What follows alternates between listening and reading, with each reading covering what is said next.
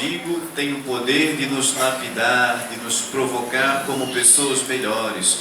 Cada vez que eu tenho contato com a espiritualidade, nossa Mãe Igreja é uma escola de espiritualidade, com a sua liturgia especial, com esses tempos fortes como Quaresma, Semana Santa. Eu busco participar destes momentos para me tornar uma pessoa melhor. Como eu disse, para lapidar a minha alma e a minha personalidade. E é um tempo muito oportuno para isso, através da reflexão. Quanto mais eu rezo, quanto mais eu participo de Semana Santa, de Páscoa, as outras datas todas, eu sinto que o meu coração vai crescendo, me fazendo um ser humano melhor, e eu vou recebendo algo que é fundamental. Eu vou recebendo entendimento acerca da vida, acerca do meu funcionamento, do funcionamento das pessoas. Isso é fundamental para a felicidade. Entender a vida. Tem um pensamento bastante interessante de Charles Chaplin, que diz que ele faz uma analogia bem profunda. Ele compara a vida, a nossa vida, como que um grande espetáculo teatral. E nós estamos no palco, podemos estar no palco ou podemos estar na plateia. E eis que a vida não tem ensaios. É um ato definitivo, não dá para ensaiar. Você já está vivendo, já está fazendo acontecer. E pode acontecer que no palco da vida, em muitos momentos, recebamos aplausos, elogios, a crítica pode nos jogar para cima. Nós não sabemos que no palco da existência, no palco da vida, há momentos em que nós não somos aplaudidos, somos criticados negativamente. Há momentos da vida em que nós somos até vaiados. Pode acontecer que no espetáculo da vida, assim como no espetáculo teatral, o ator, o protagonista da peça, ou até mesmo o ator coadjuvante, pode escorregar e cair. Pode acontecer algumas coisas, na verdade, pode faltar luz, pode dar algum problema ali no cenário que foi montado, enfim. Mas também, em alguns momentos da vida, nós saímos do palco para assistir outras pessoas que entram no palco da nossa vida para fazer seu desempenho, para fazer a sua vida acontecer. E nós podemos estar nessa postura de, quem sabe, aplaudir, elogiar quem entrou no palco de nossa vida, ou então podemos assumir uma postura nada cristã, de atirar pedras, ou de criticar excessivamente, de ficar julgando a pessoa. Ela fez errado, ela escorregou, não se preparou, não tem um bom preparo e assim por diante. Mas é necessário levar em consideração que por trás dos bastidores existiram coisas antes daquele personagem entrar no palco. Nos bastidores de nossa vida também, quando nós estamos no palco, existiram coisas por trás, para que pudéssemos chegar no palco da vida. De repente, o diretor da peça, para nós, ou para quem nós estamos olhando, aplaudindo ou criticando, não passou direito o texto para a pessoa. O diretor da peça da vida pode ser o nosso pai, nossa mãe, podem ter esquecido ou não ter conseguido passar para nós as instruções certas. Por isso, no palco da vida, cometemos os nossos erros, deslizamos, quem sabe, os bastidores daquela peça. Nós entramos muito rápido na vida e não nos preparamos para a peça, para a vida. Então temos nossas fragilidades, e as pessoas também têm suas fragilidades. Quem sabe, lá atrás aconteceu algum estresse, enfim. Ou seja, para dizer que para que nós sejamos pessoas equilibradas e felizes, nós temos que levar em conta o que aconteceu por trás. Ninguém sabe o sacrifício de um ator para chegar no palco, quanto ele ensaiou, o quanto esforço, o quanto preparo. Ninguém sabe toda uma equipe que esteve por trás para deixar o cenário pronto. A gente chega lá, está tudo prontinho, bonito, acontece a peça e a gente sai com o coração divertido, com o coração edificado. Na vida, no palco, é de extrema sabedoria nós levarmos em consideração o que aconteceu na vida daquela pessoa. O que o produtor, seja seu pai, sua mãe, ou qualquer pessoa que passou por sua vida, orientou, deixou claro para a vida dele. Levar em consideração que no palco da vida, em muitos momentos, escorregamos porque alguém deixou, quem sabe, óleo lá no palco, alguém que fez por maldade, ou sem querer. Isso nos gera uma sabedoria incrível. Mas é necessário também lembrar que toda peça teatral, e assim diz Charles Chaplin, chega uma hora que as cortinas se fecham e os aplausos cessam. É a hora de nossa morte. A Semana Santa é um convite a nós a que todos nós possamos refletir sobre a vida, mas também sobre a morte. A vida e morte que acontece todos os dias dentro de nós, no contexto em que vivemos, mas também a vida e a morte no extremo de nossa vida, quando as cortinas se fecharem definitivamente e apagarem tudo. As pessoas que estavam lá nos assistindo não podem mais nos ver. Recentemente eu fui no velório de um amigo e ele foi cremado. E lá no crematório, nesse lugar que eu fui, o local onde fica o caixão, parece realmente um palco. E lá estava a família, chegou a hora H mesmo, a família foi lá, se despediu, depois se retirou para frente, começaram a cair pétalas de rosas, uma música foi tocada e as cortinas, no caso lá, as cortinas foram descendo.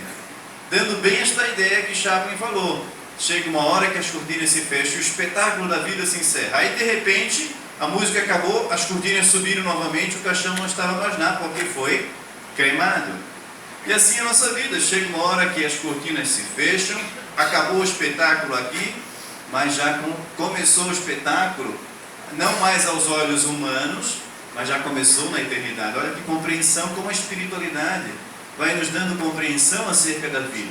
E essa compreensão nos traz paz ao coração. Quem não compreende a vida se revolta, ou se desespera, ou desanima demais. Nós temos então, como diz Chaplin, enquanto as cortinas não se fecharem, nos divertir o máximo, sorrir, cantar, dançar, aplaudir, porque um dia ela vai fechar para mim e para você, ela vai fechar.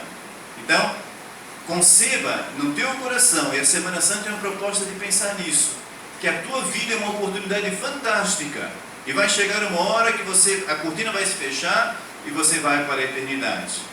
E ela se fecha, no caso de Jesus, se fechou na hora que botaram a pedra. E a pedra, depois que foi rolada, a cortina fechando, levantando, a mesma analogia, ele volta à vida. Aí já no corpo glorioso, já entra numa outra dimensão, numa outra realidade. No caso nosso, esse fechar as cortinas pode ser pela cremação, ou pode ser na hora que o caixão se fecha, todo mundo se despediu, enfim, não há mais contato com aqueles que aqui estão. Aí não vai mais interessar os elogios, os aplausos, as críticas negativas ou positivas. Vai ser importante nessa hora, quando o corpo for cremado ou descer à sepultura e a sepultura for fechada, o que vai importar é a certeza de que todo o bem que eu fiz aqui vai de novo abrir a cortina, vai remover aquela pedra do túmulo, simbolicamente falando, vai abrir aquela tampa do caixão, porque a minha vida é muito mais do que o meu corpo, que lá vai se decompor, ou que vai ser cremado. Minha vida vai para a eternidade. Jesus Cristo veio à Terra, dentre muitas coisas, para nos dar esta certeza. Então o cristão, ele não deve ter medo da morte. É claro que ninguém de nós quer morrer. Bom seria se ficássemos aqui, por mais que tenhamos certeza que o céu é muito melhor do que aqui. Mas quem vive com intensidade sabe que aqui já é uma antecipação do céu. Então, cada missa que você vem, cada espiritualidade, cada momento de encontro com o Senhor, deve te libertar de tal forma a alma que você possa, eu vou aproveitar, se eu estou no palco da vida, ou seja, no centro das atenções, eu vou dar o meu melhor para que aqueles que estão me assistindo, ou seja, os meus familiares, os meus colegas de trabalho, a sociedade, possam ver em mim a alegria. Eu penso que um ator, quando entra no palco, o que ele quer? Mais do que ganhar dinheiro, evidente, porque ele é artista, ele tem dom para aquilo, ele quer provocar nas pessoas alegria. Ele quer deixar as pessoas felizes, não é assim a intenção de um ator? Então, a nossa vida também, por mais que sejamos atores principais ou protagonistas, nós somos chamados a oferecer o nosso melhor, fazer da nossa vida um show para que aqueles que estão perto possam vibrar e sair melhores. Mas nos momentos da vida que nós estivermos na plateia, levemos em consideração que aquela pessoa está dando aquilo que ela pode, aquilo que ela tem, aquilo que ela recebeu. Isso nos dá um coração misericordioso. Em vez de criticar, levar em consideração que lá atrás tem todo um esforço, que ela se esforçou para ser o que é, ela se esforça. Muitas vezes nós olhamos para uma pessoa e por não considerar o que está por trás, nós dizemos, aquela pessoa é isso, é aquilo, olha aquela ela está fazendo coisa errada. Eu gosto muito desse tempo de aprender confissões, porque de fato eu vejo os bastidores do palco, como eu sempre digo. Eu vejo o que está por trás. Eu vejo que a pessoa viveu para chegar hoje, para chegar no hoje, até aqui, o que ela já passou. E muitas vezes a gente olha para a pessoa no primeiro momento e não simpatiza com ele. Quando vai conhecer a história, aí teu coração é tomado por misericórdia, como que você se coloca no lugar dela e você vê, nossa, ela só podia ser deste jeito, só podia ser assim agressiva, quem sabe, só podia ser assim ansiosa, só podia ser assim faladeira, só podia ser assim tão virtuosa com aquilo que já passou na sua vida, aquilo que está por trás. De fato, esse é o caminho para que consigamos colocar em prática o amor ágape que eu falei no início. Se parar para pensar, minha gente, olha o tamanho do amor de Deus em Jesus, que naquela ocasião estava na condição humana, dar a vida por alguém, dar a vida por aqueles que fizeram isso com ele, dar a vida por pessoas que não eram merecedoras. Isso é incrível, isso é fantástico. Quem de nós faria isso? É muito difícil. Mesmo se você sabe que a pessoa está quase morrendo, se não é teu parente, é difícil você se colocar no lugar, mas Jesus se colocou no lugar pelos pecadores. Então, a reflexão na Semana Santa é algo muito profundo. A beleza, a grandeza do cristianismo deve nos levar a um acordar, a um despertar, a um ressuscitar, para um desejo enorme de amar as pessoas. Eu penso que se tem acontecido tanta coisa ruim nos tempos atuais, em tudo quanto é lugar do mundo, de maneira tão peculiar no Brasil, é porque faltou isso. As pessoas esqueceram o que significa amar. Elas se amam a si mesmas, e olhem lá, como no máximo algum parente. E aí, por falta desse amor ao próximo, um amor desinteressado, de vibrar com outro ser humano, aí a gente se dá o luxo de respeitar o outro, de não respeitar o que se passa no seu coração, na sua história de vida. A gente se dá o luxo de julgar, quem sabe, o outro, de tirar uma pedra em vez de estender a mão, seja lá qual for a sua condição. Jesus não olhou a condição humana para ajudar, ele simplesmente ajudou se entregando na cruz. Eita, que semana bonita! Eu desejo a todos, então, a partir desta quarta-feira já, amanhã, ao celebrarmos o dia em que Jesus instituiu a Eucaristia, o dia em que Jesus lavou os pés dos discípulos, e aqui estaremos lavando os pés de 12 pessoas idosas do asilo, que todos nós, a maioria, portanto, ajudou a restaurar. Aqui estarão. Então, o gesto de lavar os pés, repetir o gesto de Jesus amanhã, será uma lembrança. Ame, sem esperar nada em troca. Ame a todos. Esta é a maior sabedoria e a maior inteligência da vida. O dia em que Jesus se transforma pela primeira vez num pedaço de pão, num alimento, para alimentar o meu coração e saciar a minha fome de felicidade, de realização, para me dar a certeza que um dia as cortinas vão se fechar, mas não vai acabar o espetáculo naquele momento com a cortina fechada, porque ele vai continuar no espetáculo da eternidade. É muito profundo e muito bonito. Amanhã, se puderes, venha então vivenciar este momento, relembrar este momento. Depois da missa faremos uma adoração aqui embaixo dessas tendas. O Santíssimo vai ficar exposto ali, de hora em hora. Você pode vir qualquer hora que você achar bom, até às 2 da manhã. 2 da manhã, 2h30, eu entro em cena para fazer uma via sacra, para relembrarmos os 15 momentos finais da vida de Cristo até a sua ressurreição. Então participe conosco. Sexta-feira Santa, recolha-se um pouco mais no silêncio do seu coração. Reflita às 3 horas da tarde, em especial, indo numa igreja. Aqui vai ser às 3 da tarde. E ao olhar para a cruz, lembre, eu não era merecedor, a humanidade não era merecedora, mas mesmo assim ele se doou. Será que não é esse o caminho para a felicidade e a realização humana? Traga a sua cruz amanhã, na sexta-feira à tarde, representando aquilo que você não quer mais para a sua vida. Aquela postura, aquele pensamento, ou aquele problema, eu não quero mais. Traga a sua cruz para associar à cruz de Cristo. Jogue aqui na igreja na sexta-feira santa, no momento oportuno. Mas venha também no sábado de aleluia, às 7 horas da noite, no momento em que nós iremos queimar essas cruzes. E da cruz queimada acender o círio pascal. Olha que lindo o simbolismo. Jesus ressuscitado, Jesus que sai das cruzes da humanidade e nos traz a luz. E cada um acende dessa luz, tira dessa luz a luz para a sua vida, a luz do seu batismo, a luz do amor de Deus, a luz da sua renovação, e renova, escutando na liturgia toda a história da salvação proclamada na palavra de Deus, cantando hinos de louvor. Vai ser muito bonito. Participe, mesmo que você viaje lá onde você for, participe desses 3 dias que fazem a síntese de tudo aquilo que Deus é para nós e tudo aquilo que nós podemos ser. Ressurreição, vida, transformação da cruz em luz. Isso é sabedoria. Ou melhor ainda, podemos dizer que devemos cultivar e almejar inteligência, e termino. 3 tipos de inteligência nós podemos ter na vida, e qualquer uma delas deixa uma lacuna bastante significativa que pode roubar nossa realização humana. A primeira inteligência é aquela que a gente vai cultivando desde o tempo que entra na escola, é a inteligência intelectual, e ela é muito importante para que sejamos bons profissionais. O trabalho dignifica o ser humano. Quem é realizado na sua vocação, na sua profissão, mas para ser realizado a pessoa tem que ser inteligente. E essa inteligência intelectual se dá então pelo estudo.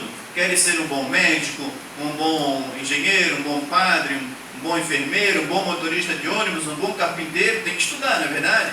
Então você capacita a sua inteligência para ser o melhor naquilo que você faz. Ou um dos melhores. Meu pai era pedreiro, como todos sabem, construiu diversas casas, inclusive a casa paroquial, e ele, homem sem estudo, estudou só até a 4ª série.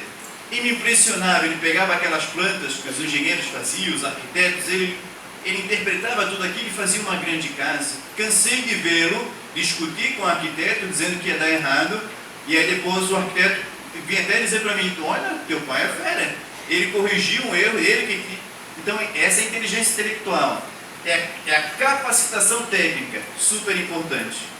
Mas nós sabemos que tem muita gente que estudou um monte, é PhD, na sua profissão é o melhor, é bom, competente porque tem muita inteligência intelectual, mas ao mesmo tempo não é feliz, não é realizado, porque não tem inteligência emocional, e ela é fundamental.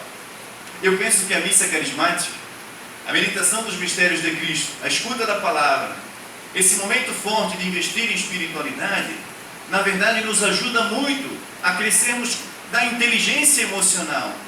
É fundamental. O inteligente emocional, como eu falava ainda há pouco na analogia do espetáculo teatral, a pessoa que tem inteligência emocional, ela se coloca no lugar do outro. Se o outro cair no palco da existência, não vai ficar xingando ou chamando o outro de incompetente, ele vai levar em consideração que o outro passou nos bastidores, as dificuldades que ele teve para chegar até ali. Mesmo assim, mesmo o outro caído, ele vai dar um jeito de levantar o outro, nem que seja por palmas, nem que seja por um elogio, nem que seja por uma mão estendida, quem sabe até entrando no palco para atuar junto, para levantar, é maravilhoso. Como a gente vê em algumas Olimpíadas, né? O atleta lá caído, de repente alguém, com espírito altamente cristão, podia ganhar a competição, volte e ajuda aquele que caiu para chegar juntos na linha de chegada. Este é o sentido da inteligência emocional, é isso. Não ver o outro como uma ameaça, mas ver o outro como um parceiro, como um companheiro. Inteligência emocional não é ter ciúme do outro. Inteligência emocional é deixar o outro ser livre. Inteligência emocional não é ter liberdade interior a ponto de não ser dependente químico de um relacionamento, dependência emocional, como a gente chama. Inteligência emocional é você ser uma pessoa equilibrada no momento de alegria, mas também no momento de tristeza. Inteligência emocional então se cultiva, assim como a intelectual você estuda, a emocional também, você vai se exercitando, vai buscando superar o seu ego, quem sabe. Egocentrismo é colocar o seu ego no centro de tudo, e tem pessoas que são tão mimadas pela história de vida, não tem essa inteligência emocional, que estão sempre necessitadas de serem bajuladas, de serem aprovadas, de serem motivadas. Vá buscando essa inteligência emocional. Tire você do centro e coloque o nós no centro. Tire o eu do centro e coloque o nós, o comunitário. Não fique esperando que os outros te papariquem, ou que os outros te amem. Não fique desequilibrado quando você não é correspondido ou quando a tua vontade não prevalece. Cultive esta inteligência emocional. Questione-se se você realmente é uma pessoa que já está equilibrando os seus sentimentos e pensamentos. Não seja escravo de nada, como eu dizia semana passada. Quantos estudaram um monte e são muito competentes na sua profissão, mas dentro de casa são totalmente incompetentes na inteligência emocional, mas não tem culpa disso. Mas quem sabe tem culpa por não investir na inteligência emocional. E você está aqui e é motivado cada dia, cada quarta-feira, neste espetáculo que é a celebração da Santa Missa, a vir e a não sair da mesma forma, a escutar, celebrar e colocar em prática. Este colocar em prática vai te dando isso, esta capacidade de não precisar dos aplausos, esta capacidade de não se desesperar com a iminente morte que está para chegar. essa capacidade de não se desesperar quando alguém da sua vida, quando você vê as cortinas se fecharem para alguém que marcou a sua vida, quando você tem a capacidade de se doar no casamento, de vencer o seu egoísmo, de não querer fazer prevalecer a sua vontade. Equilíbrio emocional é chegar e dizer: olha, desculpa, eu pequei, eu errei, eu te machuquei. Esta é a verdadeira inteligência que devemos buscar. Mas eu penso que para que a inteligência intelectual, a emocional, sejam cada vez mais cultivadas, é de extrema importância buscar também a inteligência espiritual, cultivar o seu espírito. Quantas pessoas são muito simples, não estudaram, mas têm uma inteligência impressionante, que as motiva. Eu conheci também um senhor muito rico, um grande fazendeiro, ele tinha estudado somente até a 4ª série. Ele tinha uma fazenda enorme, e de vez em quando ele inventava alguma máquina. Ele inventava, veja só, não esperava que algum engenheiro fosse fazer. Às vezes inventava também técnicas de agricultura, inventava lá umas fórmulas, ele ia pesquisando, mas todos os dias de manhã, olha a inteligência espiritual, aquele homenzinho, para que ele tivesse essa inteligência intelectual, a inteligência emocional no trato com seus filhos. Era o pai de 9 filhos. Os filhos o idolatravam como grande pai, porque ele era afetivo, ele era alguém bem resolvido, tinha esse equilíbrio maravilhoso. Todos os dias de manhã, ele levantava e estendia as mãos para o seu terreno. Começou pequenininho, depois foi crescendo.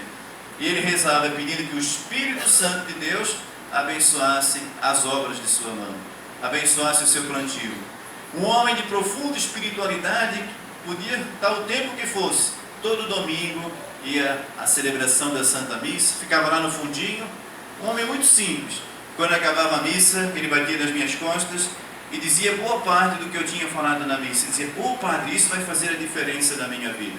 Então, um homem que prosperou, um homem feliz, realizado, está bem idoso agora, daqui a pouco as cortinas se fecham para ele, mas é um homem realizado, porque tem inteligência intelectual, podemos dizer que tem, mas não que recebeu da faculdade, inteligência emocional, mas porque é um homem que cultiva o espírito. Eu desejo então a todos inteligência. Eu desejo a todos uma Semana Santa, que a celebração da paixão, morte e ressurreição de Cristo desperte em nós um grande desejo de sermos pessoas mais inteligentes, de sairmos da ignorância, ao contemplar a luz de Cristo, que ela ilumine a nossa cabeça, o nosso coração e ilumine acima de tudo o nosso espírito. Busquemos com intensidade viver assim. Aí termino, ao olhar para o Evangelho de hoje, nós temos também uma passagem fabulosa. Já quase adentrando na Quinta-feira Santa, me impressiona muito a figura de Judas. Judas caminhou 3 anos com Jesus, certamente escutou tudo que os outros escutaram. O grupo dos 12 chegou a um certo momento que eles eram mais do que mestre e discípulos, eles passaram a ser uma família, bem parecida com a nossa aqui quarta-feira. Receberam toda aquela instrução de Jesus, tinham um amor por Jesus impressionante, e Jesus por eles. Já tinham visto os milagres de Jesus, Jesus já tinha caminhado sobre as águas ao encontro deles, já tinha multiplicado os pães, já tinha feito 1000 coisas. Mas no coração de Judas entra um pensamento diabólico, um sentimento diabólico, da ganância. É impressionante isso, me chama muita atenção. Como é que alguém fica 3 anos com um amigo, e não é qualquer amigo, é Jesus Cristo? Não te impressiona também? E de repente aquele homem é tomado por um sentimento de querer trocar uma amizade de 3 anos, de querer trocar um laço tão forte de amor com o mestre da vida e com Deus, por causa de 30 moedas de prata, por causa de dinheiro. A ganância é um pecado terrível. Aí a gente não vai muito longe. Hoje em dia, quantos irmãos de sangue às vezes se brigam por causa de herança? De sangue. Viveram 30, 40 anos juntos e por causa de uma herança acabam quase que se matando. Nossa tendência às vezes é julgar o Judas. Mas Judas, na verdade, é o protótipo do ser humano que se deixa levar pelo pecado. Talvez ele não tenha culpa, não. Jesus escolheu os piores. Certamente antes disso, antes de entrar na vida de Jesus entrar na sua vida, o pecado de Judas era latente no sentido de ser ganancioso. Mas Jesus, mesmo sabendo que ele era ganancioso, o escolheu, porque Jesus não desiste de ninguém. Jesus fica no palco, ali nos bastidores, ou fica nas cadeiras, vibrando por quem sobe no palco da existência, vibrando por nós, por mais que sejamos traidores ou pecadores. Qual a diferença de Judas para Pedro? A confiança, o entendimento, a sabedoria, a inteligência espiritual. E a inteligência emocional, podemos assim dizer, também a intelectual, ele tinha bastante. Pedro negou Jesus tanto quanto Judas negou. 3 vezes, por sinal. Judas negou uma vez só. Mas qual é a diferença? Por que em alguns lugares se diz, vamos malhar o Judas no sábado da aleluia? Tem aqui essa tradição? Na minha tinha. O Judas é um coitado, todo mundo condena Judas, né? Mas por que não condenam Pedro? A diferença dos dois, que Pedro em 3 anos cresceu na inteligência espiritual. E sua inteligência espiritual o fez entender que Deus é misericórdia. Então, Pedro acreditou no amor e na misericórdia de Deus. Pedro entendeu. Judas não acreditou na misericórdia de Deus, por isso se matou. Vocês sabem que o Judas se enforcou. Depois de trocar, estava lendo o texto, vou pensar como é que eu vou entregar esse homem, eu vou tirar um lombinho. Mas depois caiu a ficha, aí sim, na dor ele entendeu o amor. Só que aí, esse entendimento, por falta de inteligência espiritual, não lhe deu a capacidade de ir ao encontro da misericórdia e receber o abraço de Jesus. Com certeza, Jesus o teria perdoado, porque perdoou Pedro, mas não deu tempo de Jesus ao encontro dele manifestar a sua misericórdia, porque antes disso, ele já tirou a sua vida. Então Judas é o simbolismo, digamos assim, sobre aquilo que pode acontecer em nosso coração. Muitas vezes nós entregamos aqueles que amamos, trocamos pela ganância, pelo egoísmo, por tantas outras coisas. Judas nos representa. Que esta Semana Santa nos toque de tal forma a alma que possamos pensar nos níveis de relacionamentos todos que temos. E que sinceramente chegamos à conclusão em quais momentos da vida nós também fomos como Judas. Trocamos um amor, trocamos uma pessoa importante, uma família, por outra coisa banal. Mas se aconteceu já, não seja como Judas, seja como Pedro. Trair, todos vamos trair um dia, de certa forma, o amor de Deus. Por mais que nos esforcemos, não vamos conseguir jamais corresponder a tanto amor, a tanta loucura. Não vamos conseguir. Mas não nos esqueçamos jamais, por isso, cultive a sua inteligência espiritual. Participe da missa, converse com Cristo, escute a palavra, escute a homilia, e entenda de uma vez por todas, mesmo que você traia, se afaste de Deus, Deus te ama e te dá uma segunda chance. Não for assim, Ele não teria morrido na cruz por cada um de nós. Tenha inteligência espiritual para compreender o amor de Deus. E esforce-se o máximo para amar como Deus ama, sem esperar nada em troca. E isso te fará um ser humano muito melhor, te fará um ser humano mais feliz, você será mais realizado. Feliz ressurreição a todos. Amém. Amém. Vamos ficar em pé.